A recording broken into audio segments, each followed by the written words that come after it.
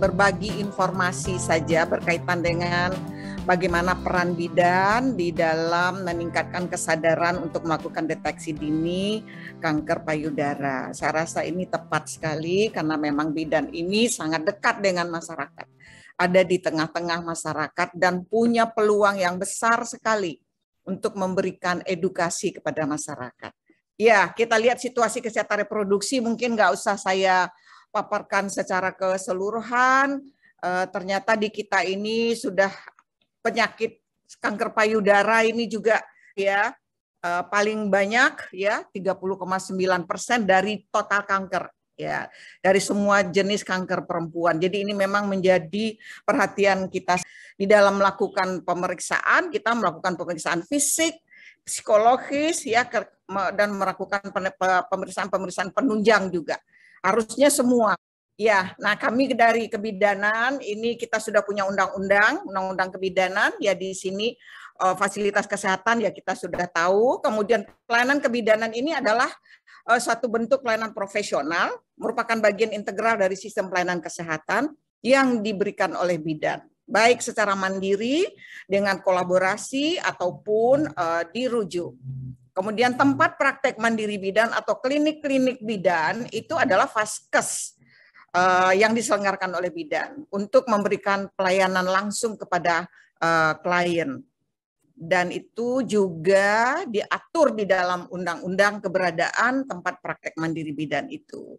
Dan praktek kebidanan tentu kegiatan pemberian pelayanan, asuhan kebidanan adalah rangkaian kegiatan, ya kita punya standar asuhan, mulai dari anamnesa, pengumpulan data objektif, subjektif, ya, penegakan diagnosa untuk menganalisa data, perencanaan, pelaksanaan, evaluasi, dan pendokumentasian.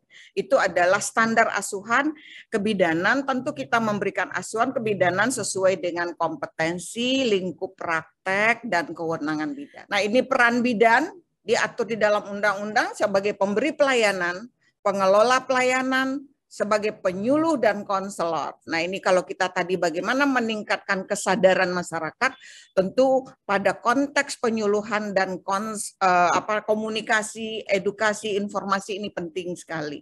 Sebagai pendidik, pembimbing, dan fasilitator klinik, kemudian penggerak peran serta masyarakat, ini juga penting nanti menjadi bagaimana kita mengupayakan, mendorong masyarakat untuk sadar memeriksakan dirinya sendiri, terutama pada konteks pagi ini kita bicara screening atau deteksi dini kanker payudara sebagai peneliti.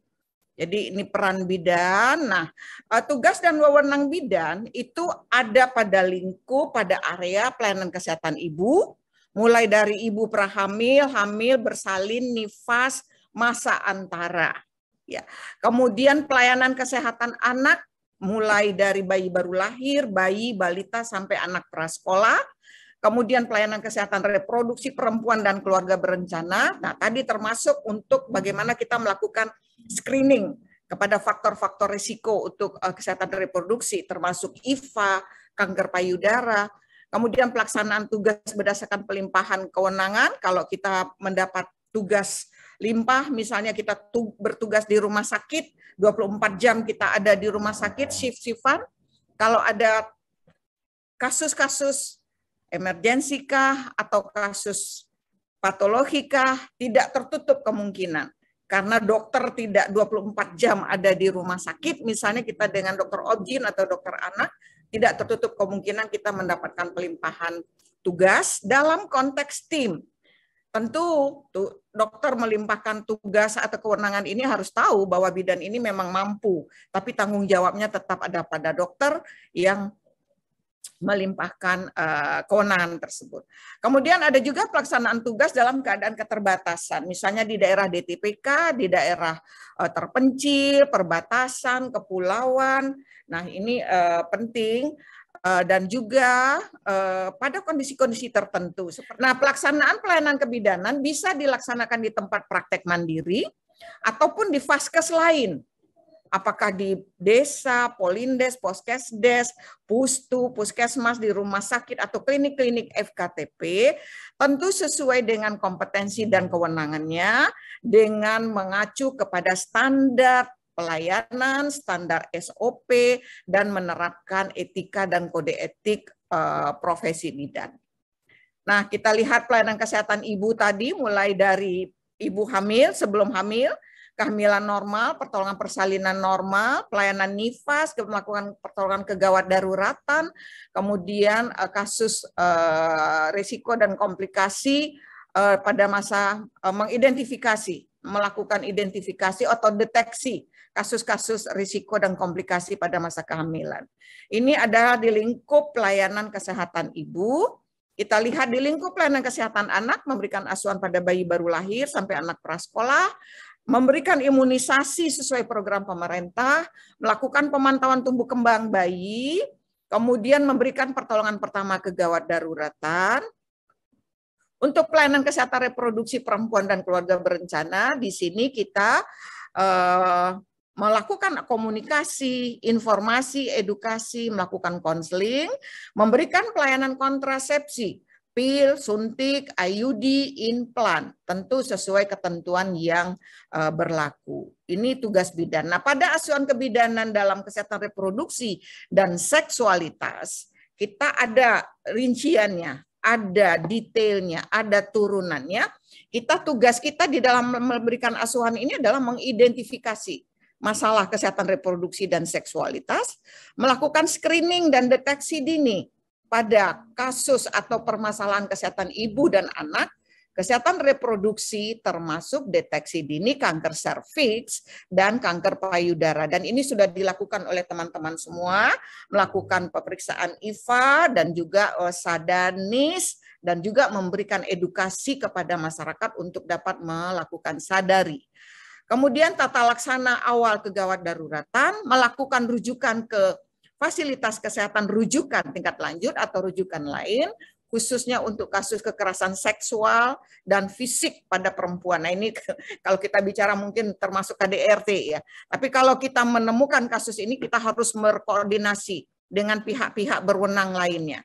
Kemudian memberikan KIE dan konseling, bekerja sama dengan masyarakat dan LSM dalam membangun proses rujukan dan komunikasi informasi dan edukasi. Ini tugasnya. Nah, kita melihat gambaran sebaran bidan per 21 Oktober 2022. Ini masih berproses. Di dalam data yang ada di Konsil Tenaga Kesehatan, bidan itu lebih kurang 600.000. Tapi di IBI datanya berbeda, di Dirjen Nakes datanya berbeda lagi, sehingga kita punya MOU. Kita dalam pelaksanaan MOU saat ini antara KTKI, Dirjen Nakes, Kemkes, dan IBI untuk memverifikasi, mengintegrasikan data, dan ini baru terverifikasi 361.000 dengan sebaran seperti ini, dan ini setiap hari masih berproses verifikasinya, karena di KTKI itu hampir 600.000, tapi ternyata setelah dalam proses verifikasi integrasi itu ada satu bidan punya STR lebih dari satu, punya 2, bahkan pernah ada STR-nya 3. Nah, ini yang sedang kita bersihkan data kita.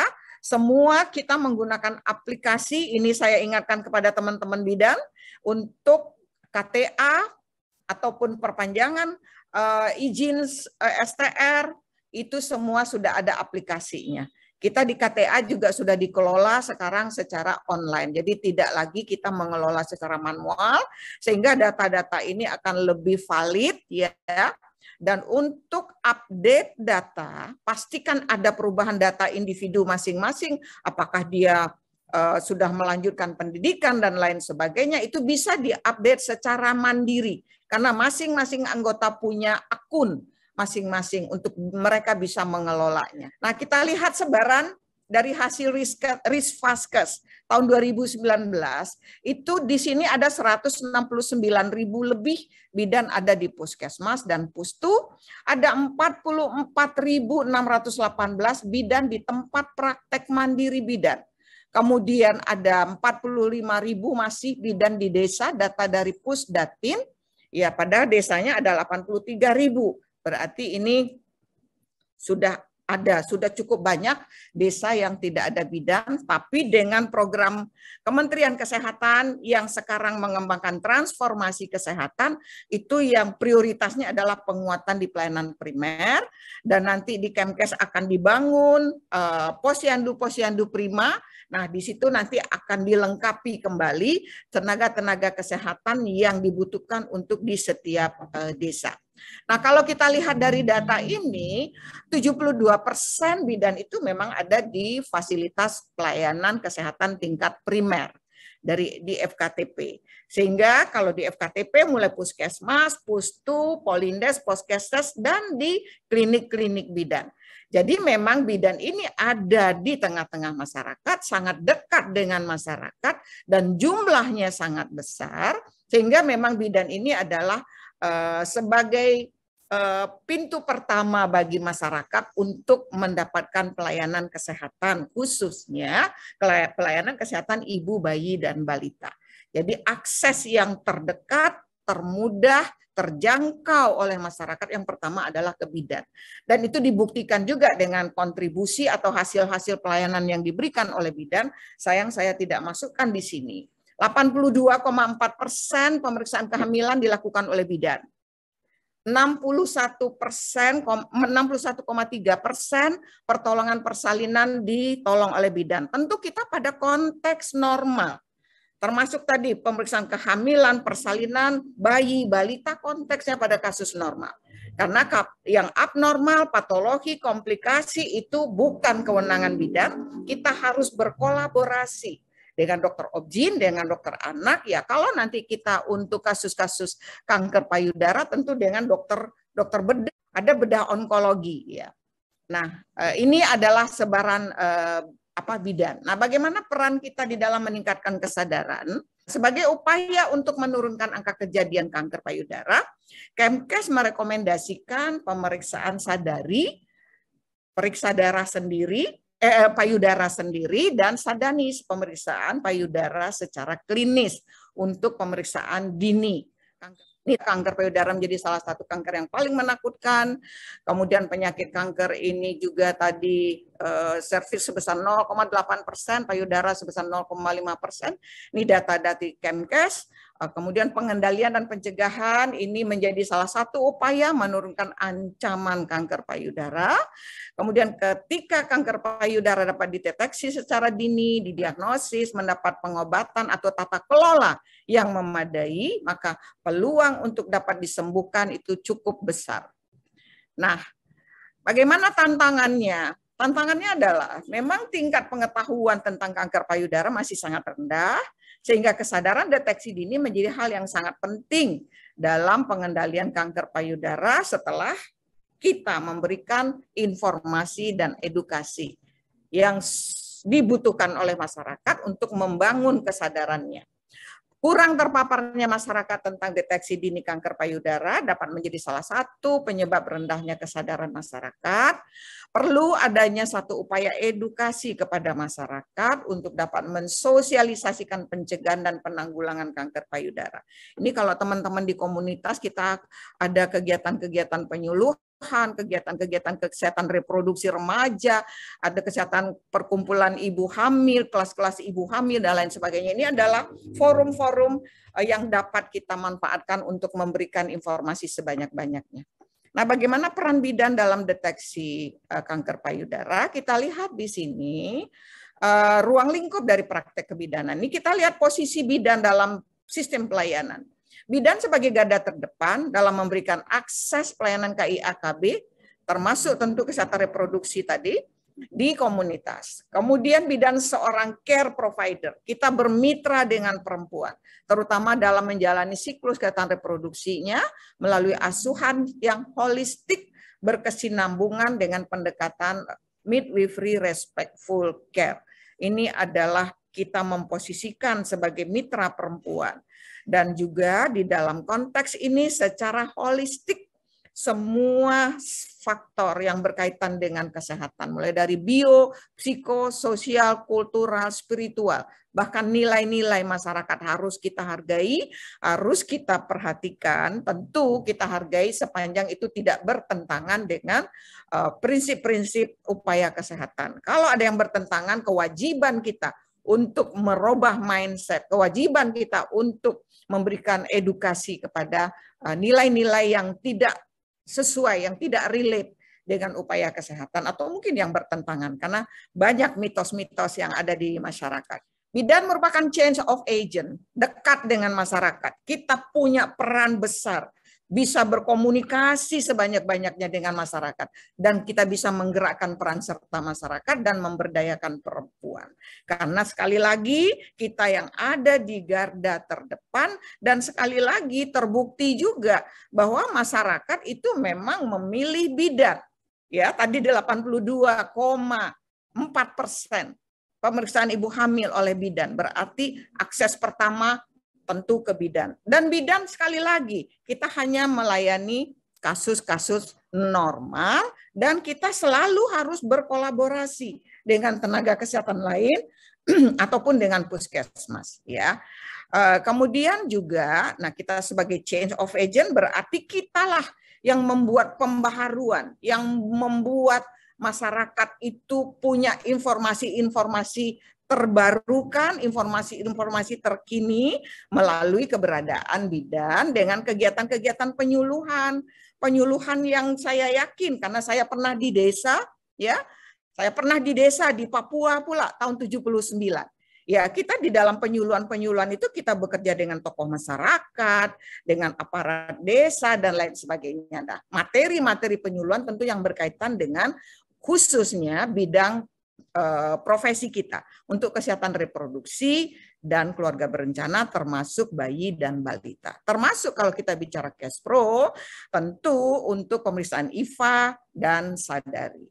Nah, bidan sebagai kolaborator dalam pelayanan KIAKB di vaskes primer dan komunitas, serta fasilitas rujukan. Jadi kita yang memilah, ini harus kolaborasi, ini harus dirujuk. Nah, penting sekali sebagai penyaring teman-teman bidan yang tadi 72% ada di vaskes primer.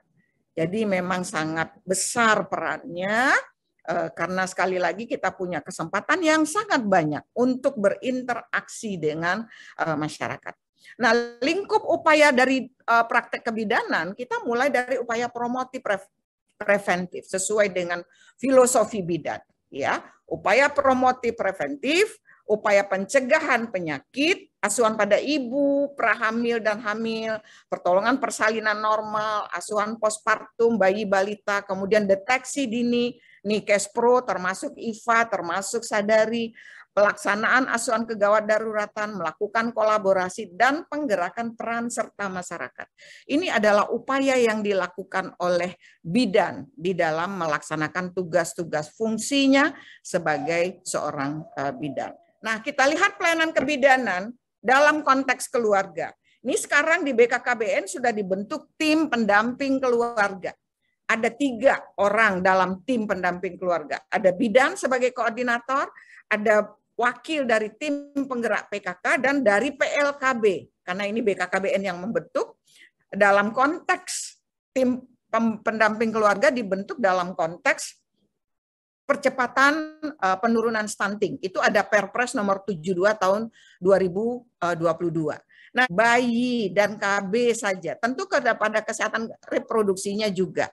Karena di sini di dalam pendamping keluarga kita mendampingi mulai dari calon pengantin, itu sudah diberikan KIE, sudah diberikan edukasi, informasi, ataupun penyuluhan. Bagaimana kesiapan dia nanti setelah menikah untuk siap hamil dan lain sebagainya. Tentu pada saat kita memberikan pelayanan kepada calon pengantin, kita memeriksa fisik, pemeriksaan secara umum ya terhadap calon pengantin tersebut. Kemudian juga di dalam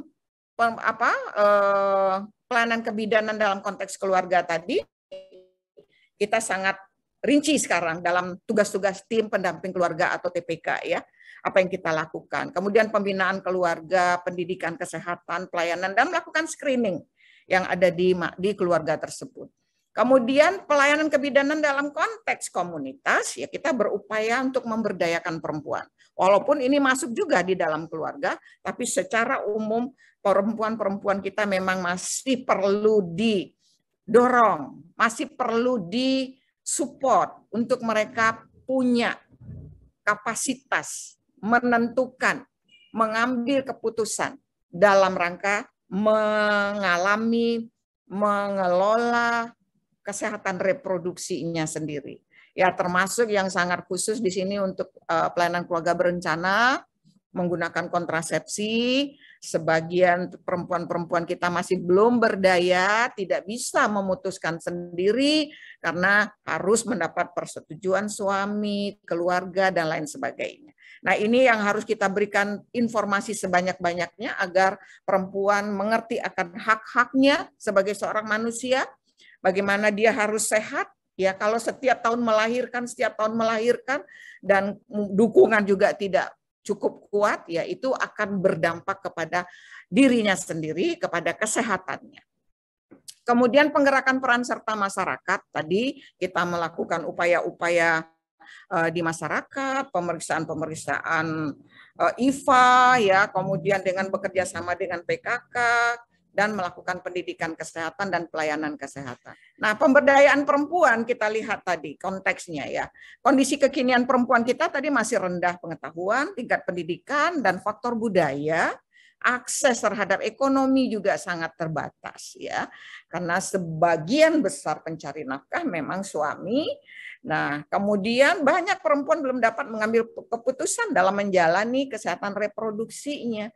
Jadi perempuan itu perlu disupport, perlu didukung, dan apalagi nanti kita bicara konteks pagi hari ini kita bicara tentang pemeriksaan dini atau screening kanker payudara. Nah, ini kita harus memberikan dukungan kepada perempuan untuk dia dapat menjaga kesehatannya sendiri, termasuk di sini kesehatan reproduksi yang berkaitan dengan sadari tadi. Nah, parameter pemberdayaan perempuan itu sebetulnya antara lain kesejahteraan perempuan seperti apa, akses perempuan terhadap pelayanan kesehatan, kesadaran dan percaya diri perempuan, partisipasi perempuan dalam menjaga kesehatannya, serta peran perempuan dalam keluarga dan masyarakat. Nah, ini karena tadi kita konteks relationship kita dengan pasien, dengan perempuan, kita partnership sifatnya ya. Mitra perempuan adalah bidan, mitra bidan adalah perempuan, sehingga kita bersama-sama harus saling memberikan dukungan terutama kepada perempuan ya. Prinsip pemberdayaan perempuan tentu kita meningkatkan pengetahuan melalui KIE, konseling, kemudian memampukan masyarakat dalam memelihara dan meningkatkan kesehatan mereka, menciptakan suatu keadaan dan lingkungan yang kondusif. Kemudian mendorong perempuan dan keluarga menerapkan perilaku hidup bersih sehat dengan gizi seimbang, olahraga, dan lain sebagainya tadi sudah disampaikan. Bagaimana memilih makan makanan yang sehat, ya. Kemudian memberdayakan perempuan agar mampu mengambil keputusan yang berhubungan dengan kesehatan diri dan keluarganya, termasuk mencari akses terhadap pelayanan kesehatan. Dan yang terakhir, prinsip pemberdayaan perempuan, hasil akhir yang kita harapkan adalah terciptanya kesadaran, kemandirian, dan partisipasi perempuan dan masyarakat dalam menjaga kesehatan diri dan keluarganya, termasuk melakukan pencegahan kanker payudara dengan melakukan sadari, kemudian juga mencari vaskes untuk pemeriksaan IFA dan lain sebagainya. Karena ini memang dua kanker yang sangat berisiko dan sangat besar persentasinya yang menyebabkan kematian karena kanker yang diderita oleh perempuan. Nah, bagaimana penggerakan peran serta masyarakat dan pemberdayaan perempuan yang ada sekarang? Kita membangun upaya kesehatan bersumber daya masyarakat. Kita melaksanakan posyandu. Di dalam posyandu kita memberikan pelayanan, memberikan penyuluhan, dan pelayanan bukan cuma kesehatan ibu dan anak sekarang di posyandu. Ada pos untuk remaja, ada pos untuk kesehatan lansia.